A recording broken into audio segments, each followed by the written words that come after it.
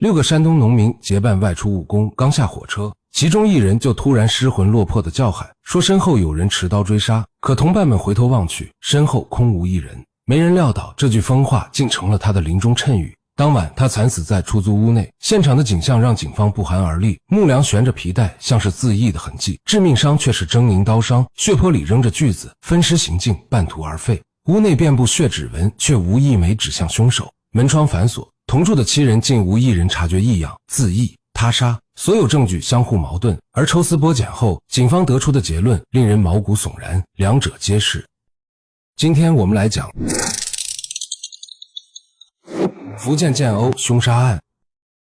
2004年10月14日凌晨，福建省建瓯市玉山鎮長埠村一處果園的出租屋打破了清晨的寂靜。一名山東籍務工人員起夜時，在1樓衛生間門口發現了同鄉趙麗穎的屍體，身旁的血泊中還浸泡着一把菜刀和一把锯子。他驚恐之餘慌忙報警。警方趕赴現場後，被混亂且矛盾的案發現場所震驚。这處出租屋分為2層，1樓僅有衛生間和廚房，2樓則住着包括趙麗穎在內的8名務工人員。據報案人及其他同鄉稱，他們一行6人從山東結伴來閩務工，13日晚才抵達此地。因長途跋涉，疲憊不堪，早早便睡下了。在發現屍體前，所有人都沒有聽到任何呼救聲。法醫對屍體進行初步檢查，發現趙麗穎的額頭上有3道整齊且近乎平行的傷口，疑似被方形物體擊打所致，後背血肉模糊，判定為刀傷，左腿還有被鋸子鋸過的淺痕。而不遠處的木梁上懸掛着一條皮帶，皮帶下方還擺放着一張板凳，乍一看像是自縊的現場。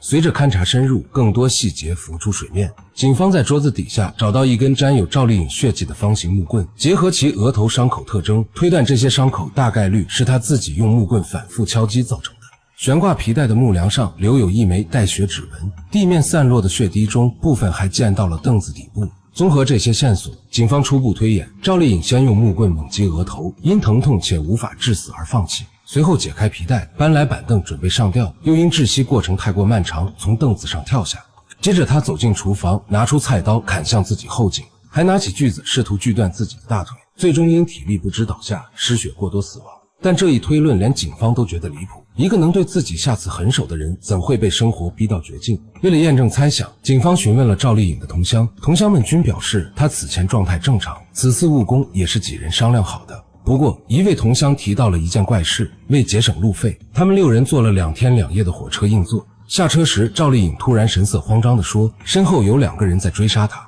眾人當時回頭查看，卻並未發現任何人影，只當是她旅途疲憊產生了幻覺，還寬慰她到目的地後好好休息。這條線索讓警方陷入沉思，案件的調查方向也出現了分歧，要麼是趙麗穎突發精神異常，深夜自殘身亡，要麼是真的有人跟蹤她，並潛入出租屋行兇。可趙麗穎只是一名普通農民工，初來乍到，既無仇家也無錢財，被人蓄意謀害的可能性微乎其微。就在警方傾向於精神異常自殘的結論時，屍檢報告帶來了顛覆性的突破。法醫明確指出，趙麗穎的致命傷是後頸部的幾道刀痕，傷口深可見骨，幾乎砍斷頸椎。更令人震驚的是，她大腿上的鋸痕竟是在死亡後形成的。一個人不可能在死後還能鋸傷自己，而且即便他體力充沛，也很難对着自己後頸揮出如此致命且精準的多刀，畢竟第一刀就會帶來劇痛，讓人瞬間虛脫，更別說後續連續發力。此外，現場牆面有一處高達3米的噴濺血跡，以趙麗穎的傷情和體位來看，根本不可能形成這樣的血跡形態。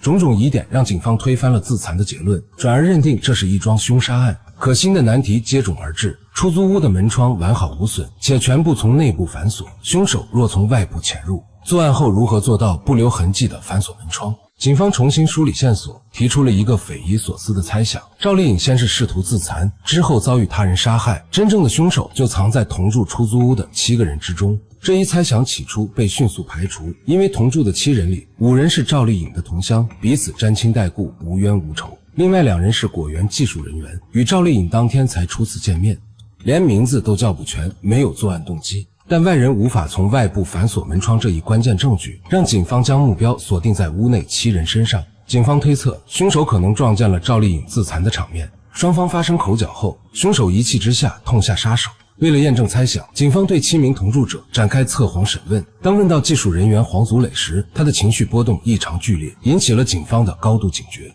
在連續追問下，黃祖磊終於交代了犯罪事實，卻堅稱一切只是一場意外。據黃祖磊供述，11月13日晚11時左右，他下樓如廁，發現廁所燈亮門開，正感疑惑時，看到廚房有個人影，他以為是新來的工人在找吃的，便走上前呼喊詢問。那人轉過身，正是滿頭是血、手持菜刀的趙麗穎。黃祖磊被這驚悚的一幕嚇破了膽。趙麗穎突然快步上前抓住他，他誤以為對方要行兇，便拼命搶奪菜刀。慌亂中，恐懼戰勝了理智。黃祖磊奪過菜刀，狠狠砍向趙麗穎的後頸，致其當場死亡。殺人後的黃祖磊驚慌失措，看到牆角的鋸子後，他萌生了分尸拋屍的念頭。可當他拿起鋸子在趙麗穎腿上鋸了一下後，卻因恐懼和不忍無法繼續。他害怕被其他人發現，索性放棄分尸，悄悄返回2樓房間，裝作若無其事的睡覺，直到第2天屍體被發现。最終，法院审理認為黃祖磊犯故意殺人罪，但考慮到其作案動機並非蓄謀已久，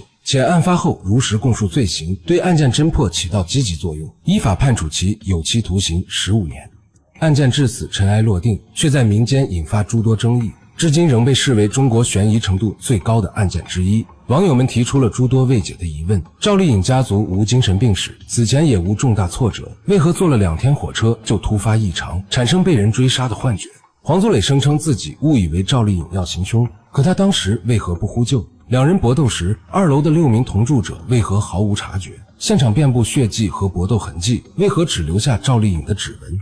黃祖磊行兇時，衣服和鞋子上為何沒有沾染任何血跡？這些疑問如同迷霧般籠罩在這樁離奇命案之上，至今無人能給出確切答案。